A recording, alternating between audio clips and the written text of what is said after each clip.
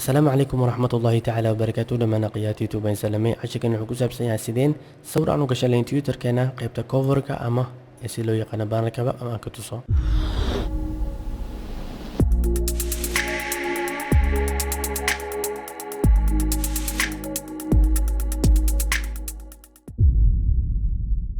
marka sawirka u gashatid marka Twitterkaaga ayaad galaysaa username passwordka ayaad galaysaa kadibna Twitter ma gashid qaybta magacaaga ayaad ku dhufanaysaa kadib markaa ku dhufatid wax yar ayaa sugaysaa isla markiina wuxuu geynaa meeshan kadibna waxaad ka doonaysaa edit profile ayaad ka doonaysaa kadibna add header photo ayaa leedahay kadibna sawirka ayaa soo dooranaysaa kadibna sawirka markaa soo dooratid open ayaa leedahay qaybtan hoose haddaad timaadidna waa size-ka ratida ay u samaysan sawirkaaga ama waa yareynay ama weynaysa qaybta awratid ayaad geysanaysaa markaad dhammaysatid kadib waxaad leedahay apply ayaa leedahay kadib marka apply dhahday sawirka wuu aqbalayaa markuu intaa aqbalo sawirka ujeedaa save ayaa leedahay changes kadib markaa ku dhufatid sawirka sidaas ayuu